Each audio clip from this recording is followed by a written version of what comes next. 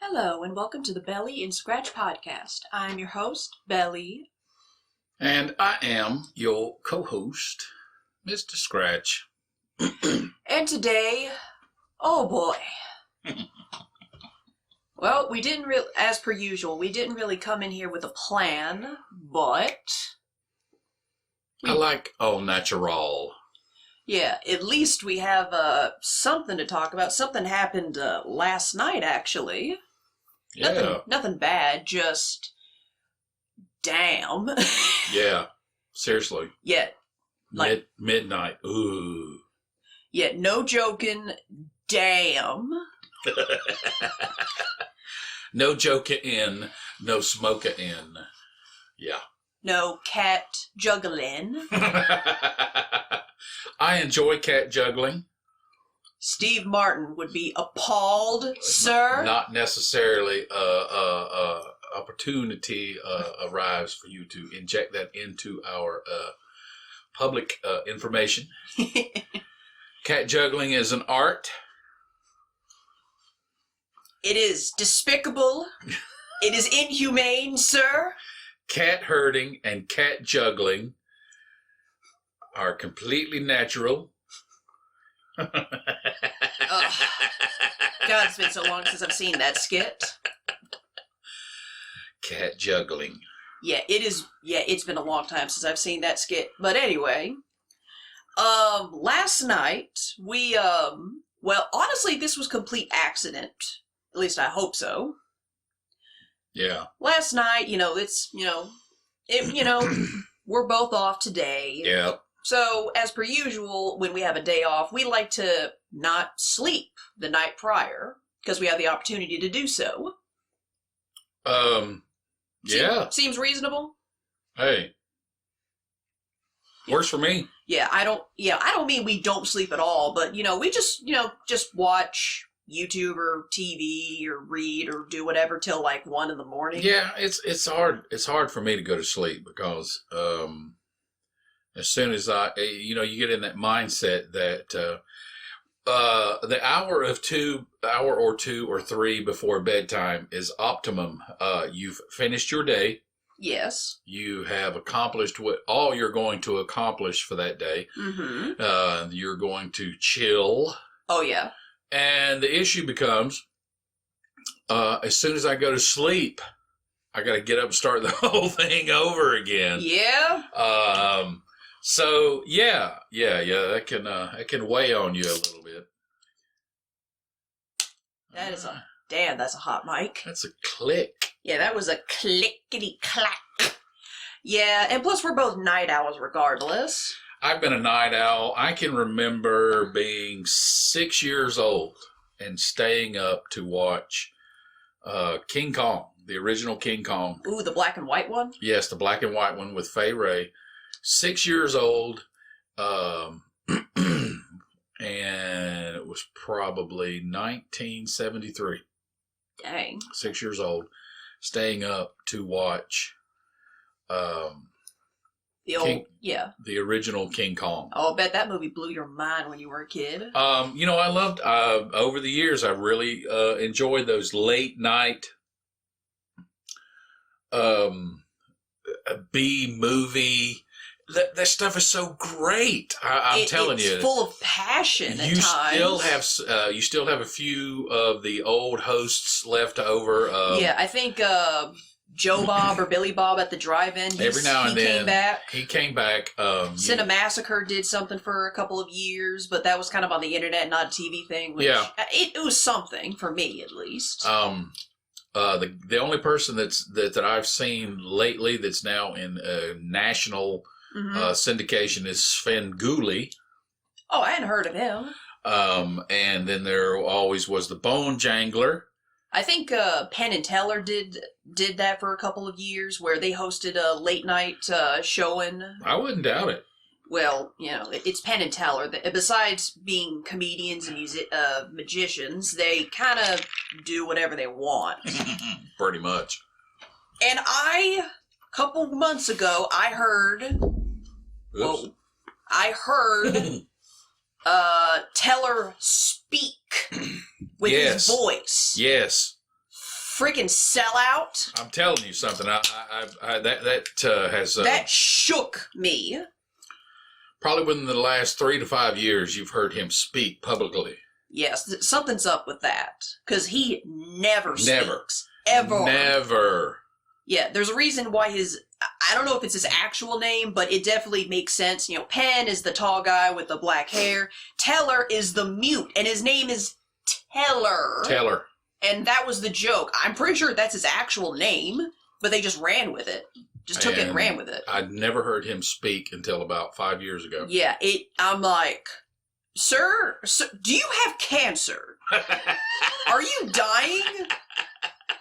Do you just not want your legacy to be that one dude with Penn? The big C. Yeah. Yeah, I know. I wanted the same thing. It was like, maybe he's had enough, apparently 30 or 40 years of silence has taken its toll. Taken its toll on him, and he's like, F it.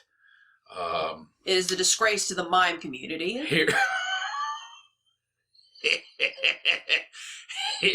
Hear me roar.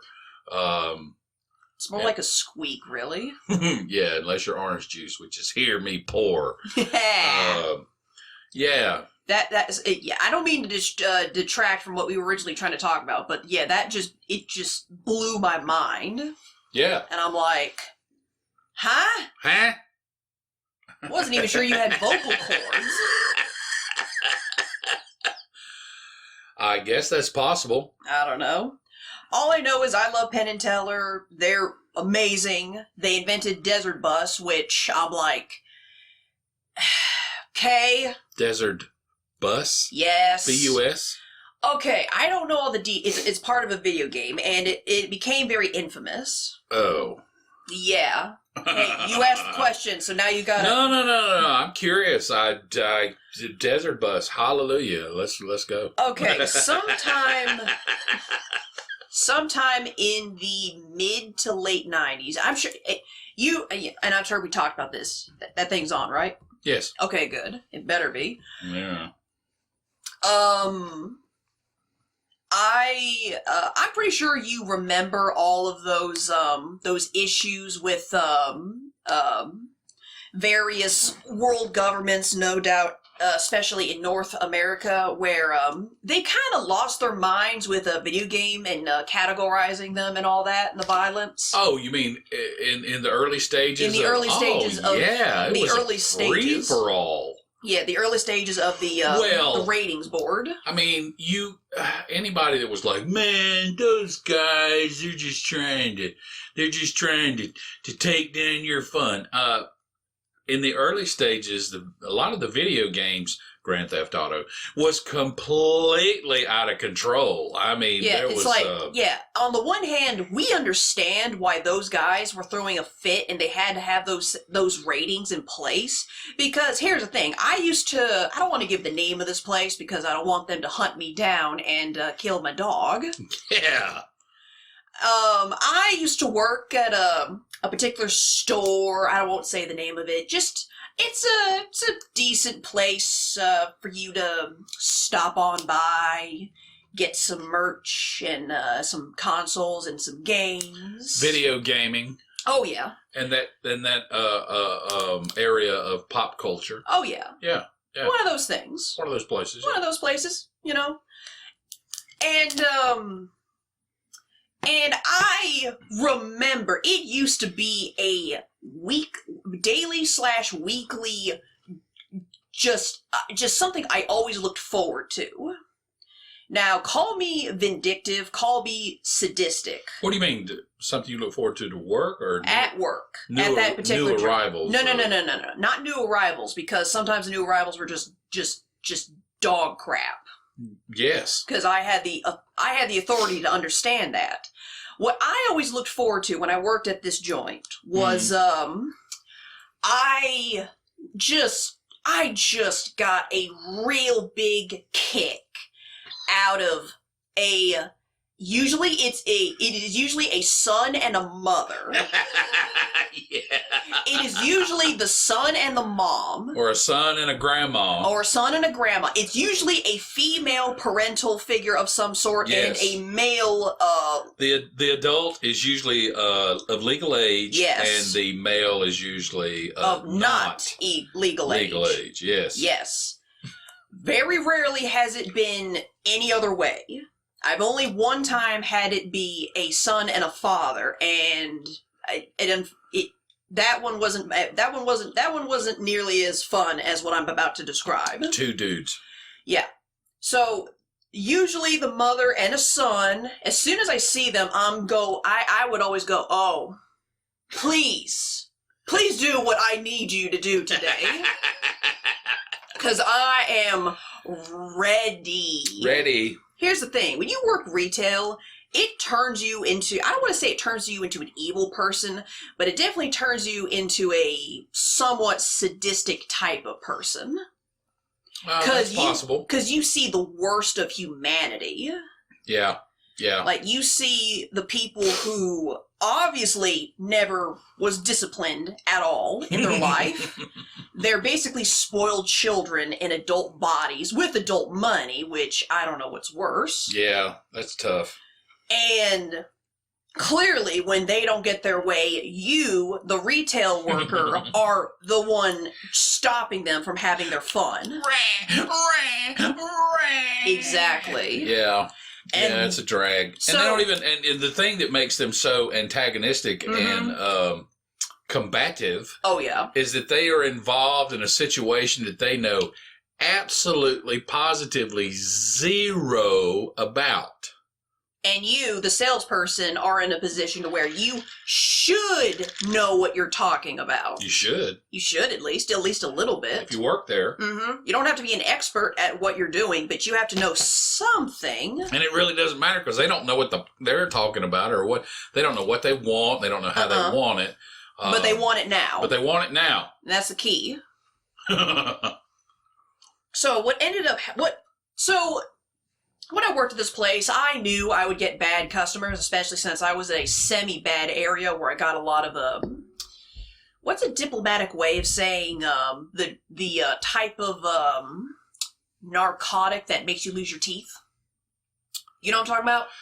There was a lot of those. Yes. There was a lot of those people rolling around in my store And on the regular. Anti-dentites. Yes, anti-dentites. Clearly. So, you have to find enjoyment where you can. Say, boy, you gonna chew with that one tooth? I drink a lot of soup. Don't hurt yourself over there. Oh, chewing is not your forte. Mm-mm.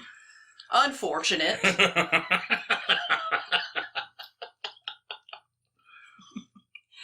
I don't mean to stall to get to the problem. No, or but to what I'm talking about. talking about people that are missing teeth is Funny. yes, it is. Well, unless you lose it in unfortunate circumstances, but if you've been smoking, if you're an anti-dentite, you deserve anti-dentite. You deserve to get the hit. That's exactly right. You know. Okay. You lose it in a fight. No, I mean it depends. Did you start the fight? Did you lose the fight? Were you drunk? Yeah. That's different. It's a gray area. Put that tinfoil and light her down, and Mm-hmm. don't come in here swilling a Mountain Dew. And stop stealing the controllers. Stop stealing the controllers. Jesus. But anyway, so one of the things I enjoyed was a mother and a son would come in, and I would stare at them, and I would go, "Oh, please, young man, do what I know you really want to do." Now, mind you, this was before Fortnite came out, which... let's see. The choices between the game I'm about to name and Fortnite, it's basically,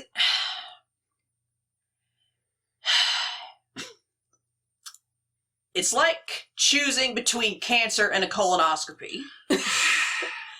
Cancer. Oh, Fortnite is cancer. Cancer and a colonoscopy. The other game, it's going to make more sense why that one's the colonoscopy. All right, brother. We're going to take this big old tube as long as a garden hose, and we're gonna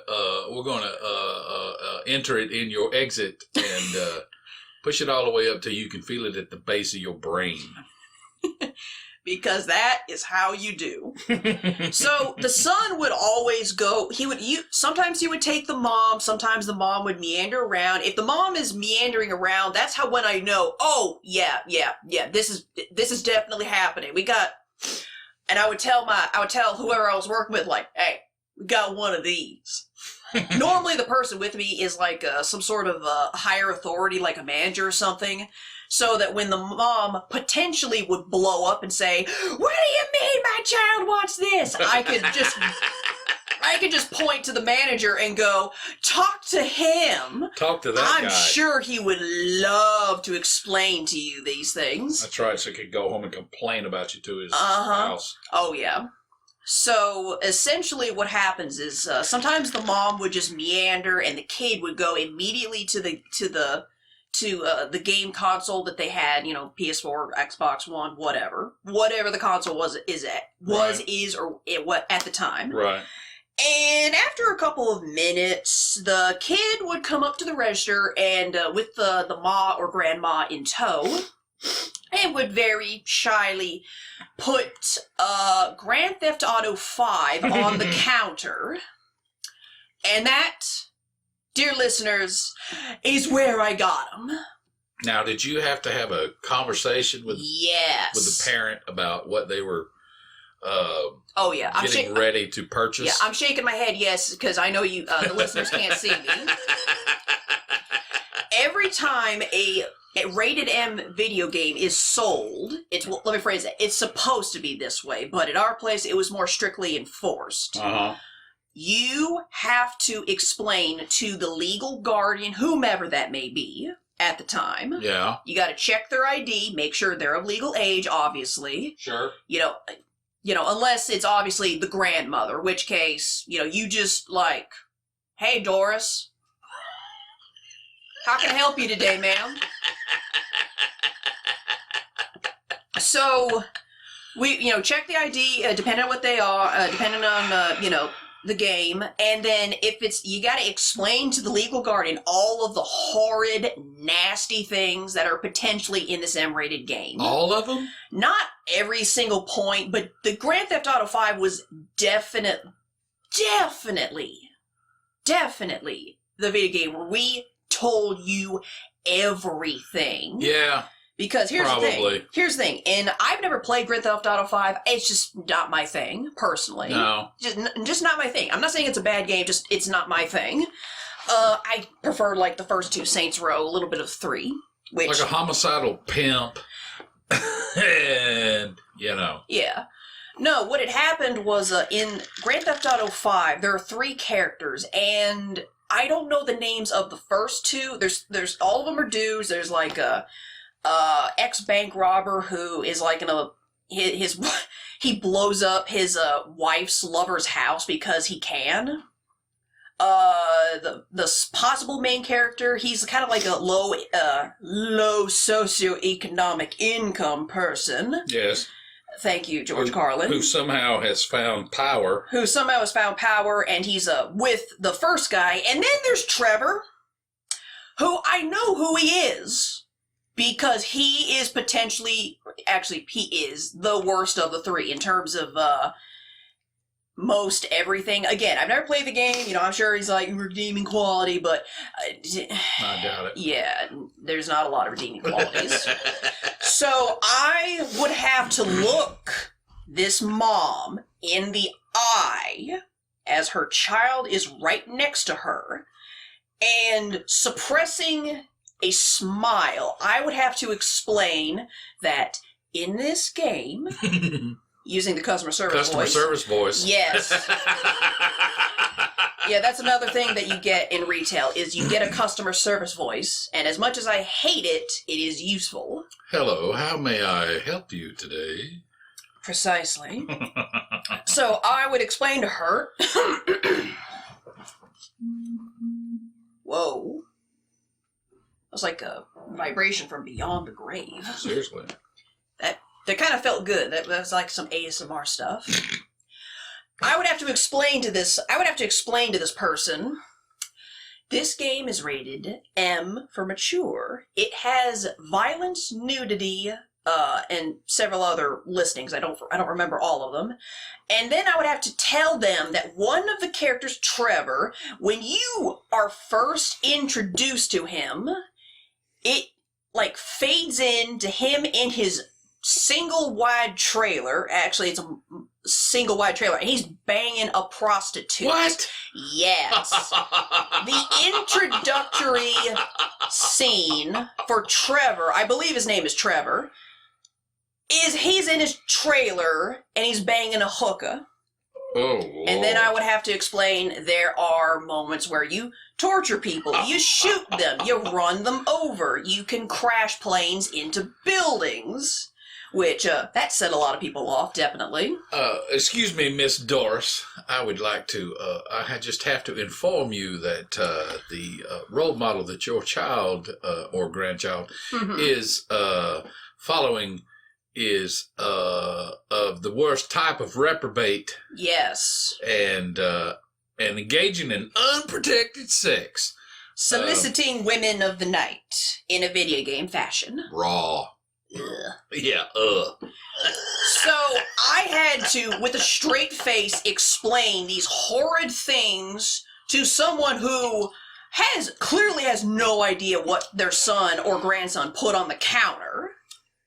And the person in question could be anywhere from like a young mother, middle-aged mom, grandma, and I would have to tell them that to their face, look them in the eye and say, one of the video game characters bangs a hooker and you see the whole thing. That wasn't the part that I enjoyed. Here? No, yeah.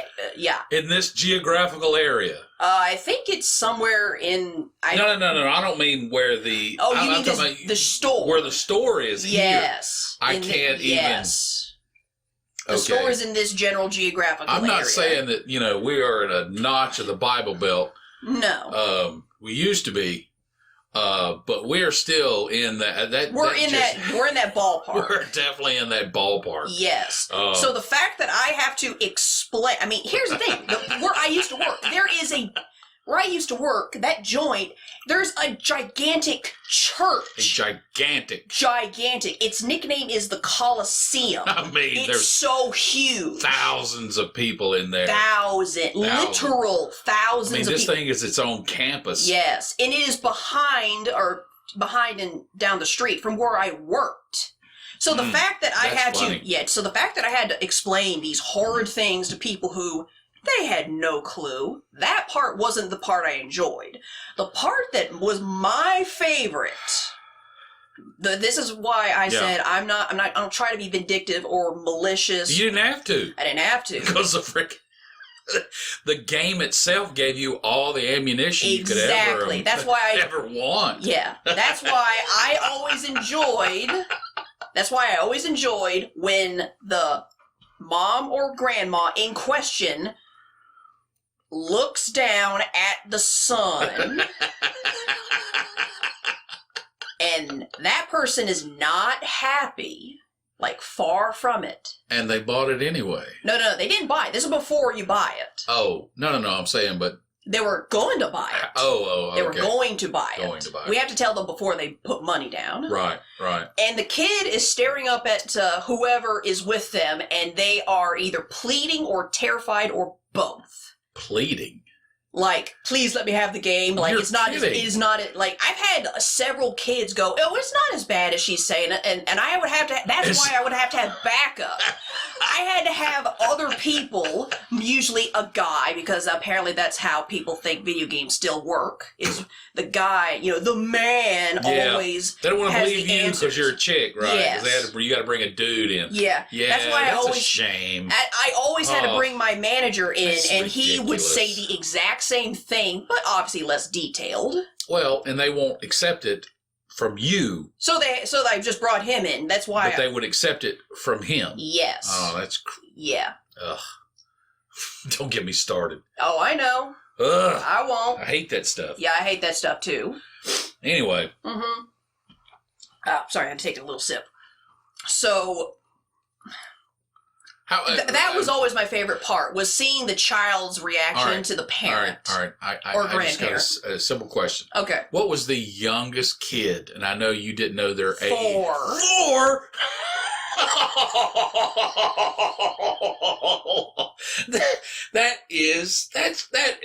That's outrageous. How dare? And you know what the screwed up dare part you is? bring a 4-year-old into a video game store And they pick out Grand and Theft Auto try to pick first. out Grand Theft Auto? You know that is, You know what the worst part was? what? That one in particular was I miss a 4. wait, was it? No, that was one with a grandmother, but she had like 5 other kids in tow. So either she wasn't paying attention, or she didn't care, Well, or she was an in-law, because she bought it for him anyway. Oh. Yes. Oh. That's the worst story. I can't. That's crazy. I'll let you mull that over for a little bit. I'm gonna take another sip.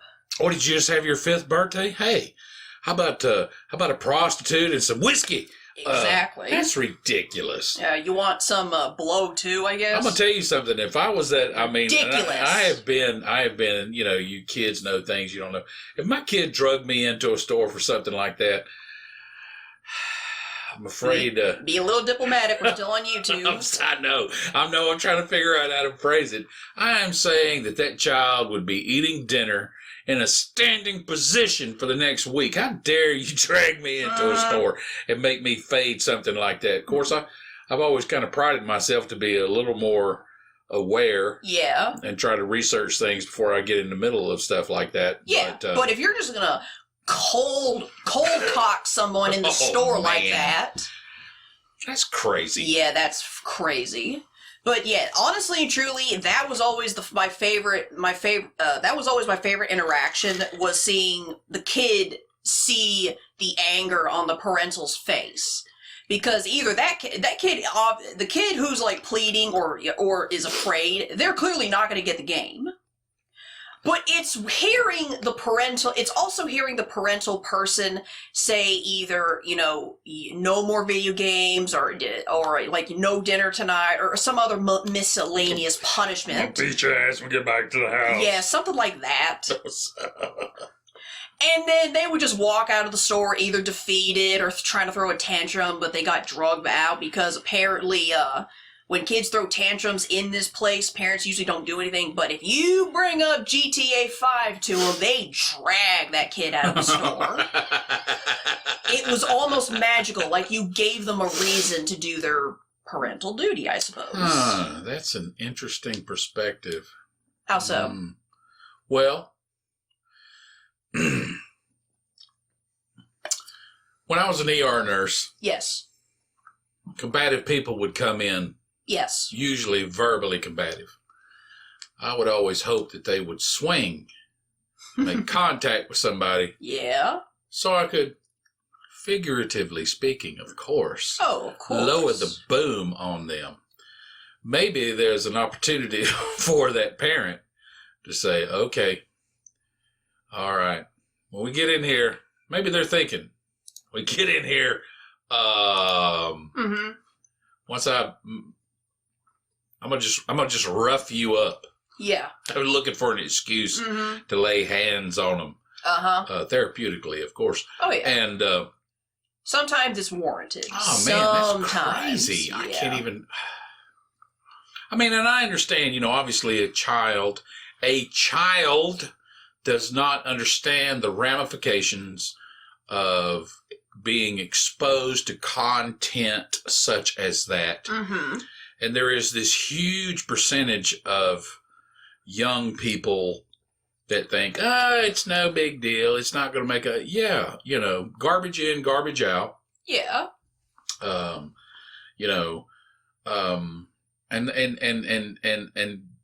to have a parent that's, or a grandparent. Yeah. Who obviously wants to make their child happy. Yeah. They're just stoking the fire of something extremely dysfunctional years down the road. Yeah. I mean, how could a 4, 5, 6, 7? I mean, anything below the age of 16 at least. Give or take, yeah. Give or take. Depends on the person. How could they to come handle? How could they, I mean, especially in this day and age. Yeah, where reality and fantasy are very closely intertwined. And there's this push, and justifiably so, to not objectify women. Yes. Does that work? Sure. That sounds right. Not objectify women. Yeah. And if you're buying a game that openly, unapologetically objectifies the whammon. Yeah. Why is that not? Why is that not? You're not creating a productive human being for the future. Not you know what I'm saying? Yeah. That's crazy. No, I get it. No, I get it. That was, but like I said, 90... And they could buy it anyway. You know what, actually, there's another story related to... if you walked into a gas station and there was some pornography up on a counter. Yeah. And there's an adult there and a minor there, and the adult tells the store person, I'm going to buy this pornography and then I'm going to give it to this kid. That don't right. They wouldn't sell it to you. No, they wouldn't sell it to you. No, they wouldn't. No, get out. Yeah. But in your situation, yes, gaming, yes, that's people think it's not that bad. No, ridiculous. It is. It is, because here's the thing with here's the thing with the naked magazines. You just flip the pages and then you're done after 15 minutes or so. But here's the thing, in a video game, you interact with it. You press the buttons. You move the joystick forward or back or side, whatever. And you actually determine. And you determine the level of severity, oppression, whatever. Honestly, the whole thing about getting it somewhere else, that actually does bring up an interesting point, because I just remembered another story when I still worked at this place. That. Okay, so these were there was two dudes, teenagers. One of them was had to have been 15, 14. The other one looked legal age, but by the driver's license, he was 16. No parental supervision? No parental, just these two. It was 8 o'clock at night, somewhere in there. It's night at this point. So they come in. I think they were trying to buy GTA. They probably were. And these dudes, these two knuckleheads, they try to buy it. They had everything in cash for some reason. Interesting. Yeah, that was interesting, and I was slightly spooked, but whatever, I pressed on. And I said to them, 100, hey, 200, 300, 400, No. The game brand new was $60. They were buying it pre-owned, so around, let's see, I think the last time I checked, it was still $49, because it was still a hot ticket item pre-owned. Right. Which, you might as well just buy it new at that point. True. So we basically, me and, it wasn't my manager, it was another person, but of lower status, but he still technically was in charge. We were basically telling him, look, you guys are not 18, you cannot buy this M-rated game. Go away. And they're like, come on, man. No, I'm not your man. So their intellectual retort was, come on. Yes, okay. Essentially. When you boil it down... you didn't cave into that. Yeah, exactly. Jesus. Their reply to us denying them purchase boiled down was, come on. Come on. Come on. So they kind of huff at us and they leave the store. 10 minutes later... What, are they dragging an adult in? No. Debatably worse. Really? Because here's the thing. If there was an adult, right, I could have, repeat the process of the previous story. Right. This was arguably worse, and if anybody out there listening believes in karma, this might be this might align with that a little bit. Pay attention. Take a sip. Excuse me. They come in with a brand new copy of GTA, all sealed up. They bought it from the Walmart across the way. And they came in waving it around in our faces. Oh, dude. Directly in our faces, like 5 inches away. Like, oh, look at this. Like, ooh, we bought it. You know, take that. You know, corporate. Enjoy the taste of the pavement I'm getting ready to toss you onto. Yeah, unfortunately, you can't do that anymore. Yeah, and basically me and the employee guy I was with, we were just looking at him like, okay, bro. Okay. It's your funeral. Yeah, like, what are you looking at us for? We don't care. Yeah. You didn't buy it from us. Yeah. These are our... I don't understand that about people. Mm-hmm. These are our rules. These are our rules. Our rules. And if we break these... I know these people, oh yeah, I'm going to do this action so I can lose my job. Yes. Because you're a dumbass. Yes. No, I'm afraid. Get out. Yeah. Get and we out. basically just looked at them like they were... We just basically just looked at them going, cool. Congratulations. Good job. You did it. Would you like a cookie? Yeah. What other condescending things would you like me to say to make you shut up and get out? Come visit me after your second divorce when you lose all your children. Yeah, that's basically what I was thinking at the time. It's ridiculous. Yeah, I mean, that it didn't faze me. It just irritated the fact that they came in and waved the game in our faces. It's like, okay, let's see you get a real job and you keep that attitude. Punk-ass kids. Yeah. You know, these are the stories I really enjoy from that job because there's a lot of stories where it just made me want to die.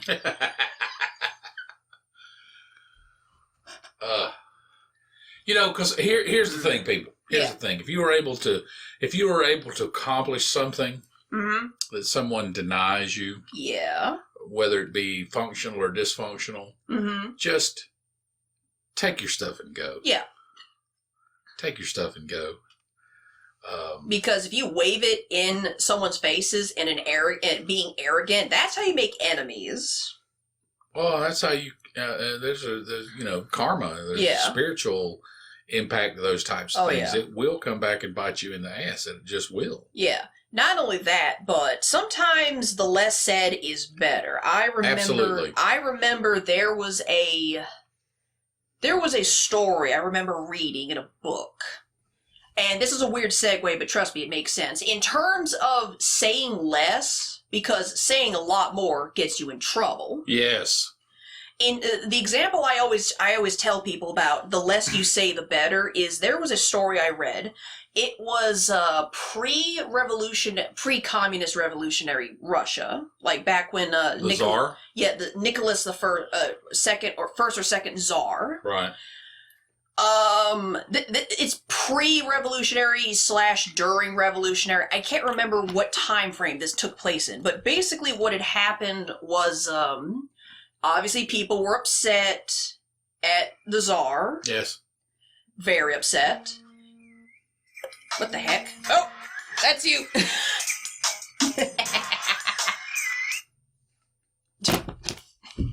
It's okay. Falling down. Yep. It's okay. It happens. Everyone's got cell phones. Yeah. So what had happened was, I don't know who this guy was, but basically he had committed some kind of crime against the Tsar and the people of Russia, so and so. And he was sentenced to be hanged. That ruling, hanged. Yeah, hanged. Hanged. Yeah, in that context, yes, it's hanged. That little twerk of English never made sense to me, but whatever. I didn't invent the language. That's correct. He was sentenced to be hanged, from the neck until, swinging in the breeze, dancing on a rope, whatever. Whatever clever analogy you want to make. Basically, he was sentenced to be hanged. So what had happened was I think there was a rule in place to where if someone survives their execution, they immediately get a pardon because clearly they were meant to live. Yeah, I've heard of that. Yeah. So they had this rule in place, and this guy, he was at the gallows, and they pulled the rope or they knocked the barrel off him, whatever. Yeah, whatever. And the rope breaks, and he falls to the ground. Yes. And upon getting the wind, back into his lungs, he says something about, "Oh, look at the state of Russia. Can't even afford good rope." Ooh. Yeah, something like that. Wow. But obviously, since it was Russian, it was probably more there was probably a lot more profanity, because profanity is approximately 50% of the Russian language. That's what I've heard. Yeah, German too, from what I've heard as well. So, when Nicholas heard of what had happened, he was writing out the pardon, like writing it out in his hands.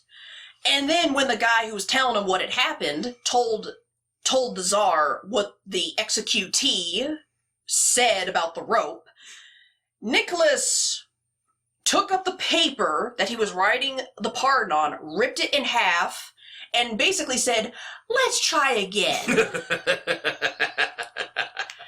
Hey, guess what? Guess what? It worked the second time. Second time around. Say less, people. That's right. A closed mouth gathers no foot. Or in this case, a closed mouth gathers no sword. It gathers no noose. Mm-hmm. God. Dude, that's crazy. Yeah, that's crazy. Yeah, keep your mouth shut. Just keep your mouth shut. And that's basically what I was thinking about with these kids waving the game in my face. It's like, dude, you're gonna roll up on the wrong person That's on right. the wrong day. I'm gonna tell you something. When I was younger, You're gonna run your mouth. When I was younger, I used to get very irritated when I would run into stuff like that. Yeah. But now being a silverback, You're a gorilla. Gray hair. I have learned. Oh, you're not in the band or anything? No, they kicked me out, those bastards. Those types of, I used to get very frustrated by people who would do stuff like that, but having been on the planet as long as I have, yes, I now realize that it's just a matter of time before that stuff comes back around and lays you out. Yep. I used to be angry, used to be walking around all frustrated. But no, when people do stuff like that, it's going to come back around. Yeah, it's something. Something. Yeah. Something. Yeah, that's basically, that's basically how I looked at it, and that's why I never got angry at them. Well, I mean, I got irritated at them, but I never got like, "Oh, I'm gonna find out where you live," kind of angry. No. Yeah. Very rarely at this job, I was in that mode of, "Oh, I'm gonna find out where you live," kind of angry. Right. I can remember being there. Yeah, it only happened like once or If twice. I catch you on the street, Yeah. I'm gonna... Yeah. No, but those people, they're not worth your time.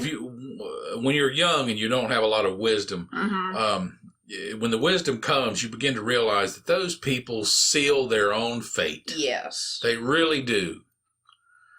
Keep your mouth shut, people. Yes. Say less. Say less. And makes you look cooler if you do, too. Makes you look cooler if you say less. Makes you more mysterious. Yeah. Ooh. And I'm all about that. I mean, have you seen our podcast picture? So mysterious. So mysterious. Also possibly dysfunctional because we're holding a bear hostage. That's right. That's right. But Teddy the bear hostage. But speaking of wanting to die, back to what I was originally trying to talk about at the beginning of the podcast before we segued away. Train to Busan. Train to Busan. If any of you know, then you know. You know, I'm really impressed with the the product that's coming out of South Korea right Oh now. my God. It's crazy. Like, It's good stuff. There's the pinnacle obviously is Parasite. Parasite, Jesus. And they just won best picture, right? Yeah, a foreign film Yeah. won the Oscar for Best Picture. A South Korean won one of the top dollar awards at the Oscars in America. Best Picture. Oh my God. It's a great movie. I have thoroughly underestimated South Korea because here's the thing. The first South Korean film that I watched without actually realizing it,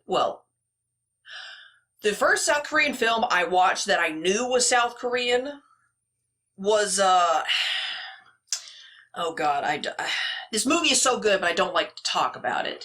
The movie Old Boy. Wow. You haven't seen it. I haven't seen it. I want to recommend it, but at the same time I don't. They did do an American remake with Josh Brolin in it. That one isn't really that good. Josh Brolin's best part of it, but you need to watch the original South Korean one. It's way better. Yeah. Old Boy, the primary through line is like two dudes are drinking at a bar, and one of them gets snatched off the street, and he spends the next 15 years inside of like some kind of motel room. The only door is locked. There is no windows. He has no contact to the outside world, like nothing. Mm-hmm. And then eventually he gets out, and that's kind of how the story proceeds from there. And I don't know much about the reception in the country of origin, but I do know it was probably hazed a little bit by international reviewers and critics, because it talks about things and deals with subjects that, especially in the West, we do not engage in that sort of conversation.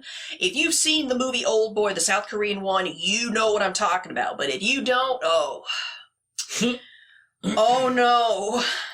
It's a good movie. It's very well shot. Has like one of the longest one takes in the history of one takes. Really? Yeah. Like, it goes on for about 5-6 minutes. The hallway fight scene. That is a forgotten dynamic in American cinema. It is. Well, unless you're the guys who run John Wick, because they do a lot of long takes as well. Not super long takes, but definitely not a lot of quick cutting like in Taken. Right. Where you gotta do 12 quick edits. Hey, easy. No. Wow. Yeah. The previous shuffling was fine. Anyway, so yeah, that's fine, because that's ASMR. So, at least with, here's the thing, in Taken, you had like 12 or 13 quick cuts of just Liam Neeson and his stunt man trying to get over a fence. I'm not saying, I don't dislike Liam Neeson at all. Not at all. Not at all. Like, he's cool. They kind of drove his character into the ground in recent years, because after Taken, they basically tried to invent a new genre where it's like Liam Neeson fights everything. Yeah. Literally everything. As soon as the one where he's fighting the wolves in the somewhere in Alaska, I'm like, guys, stop. It was pretty ridiculous, but it was a good movie. Really? Oh, it was. I don't know. The wolf movie? I don't know how it works so well with him. He could be. Maybe it's because it's him. You could spend 2 hours watching Liam Neeson fight to get the cap off a bottle of ketchup. I don't know. It just works. He's just that good. I don't know. I mean, he's been in other stuff that's been, palatable. Excalibur, you like High Spirits. High Spirits. Yeah, you like High Spirits. I mean, just tons and tons of edge stuff, not mainstream stuff. Yeah, but fringe type stuff. Not fringe as in weird or out there. Not quite. Just outside the mainstream. Yeah. Subject matter and movie making. Hollywood does the same thing over and over and over and over. And they do. And they do. Which is unfortunate. But for some reason, it might be his voice, it might be his stage presence. Might be a combination of things. Could be. But then to watch him. Yeah. Just manhandle things. Manhandle people. I mean, I don't know. It just works. Yeah. I don't know. But, I thoroughly underestimated South Korea, and I am now going to go on a pseudo-pilgrimage to watch some of that country's best. And by best, I mean Parasite and other horror movies. Right. Because, Thirst. Yeah, that's right. Thirst. I haven't seen that. South Korea. I'm telling you something. That's one of the best. I don't. As a general rule of thumb. Yes. I don't. It takes a really good zombie movie for me to like Train to Busan. Ignore that. And you keep talking. Other than that, Train to Busan, is a good zombie movie. Thirst is a very interesting take on the Dracula legend, the vampire mythos, where this. Okay. Did you let him in? No, he's outside. Yeah, well, does he? He's about to figure it out. Okay, we're probably gonna have to cut this short. Yeah. We'll continue where we left off. Dang, we just have to cut this short. Under an hour. It's fine. We can always label this as to be continued. Yeah. All right. But Thirst is a great movie. Mm-hmm. It's very well shot. It's very well written. It shows a very well developed dynamic to South Korean culture and family dynamic. Yep. They're just doing some fantastic work. Yep. So coming out of South Korea. Yeah. All right. Hopefully next session we'll have to talk more about Train to Busan because wow. Yeah. Wow. All right. Sorry for cutting this short. Hopefully the next episode will be it'll be up sooner than later. I mean, Santa Claus is on the roof. What are you going to do? Yeah. What are you going to do? All right. Well, I was your host, Bel-E. I was your co-host, Scratch. And we'll see you guys next Tuesday. Yay! Bye! Bye.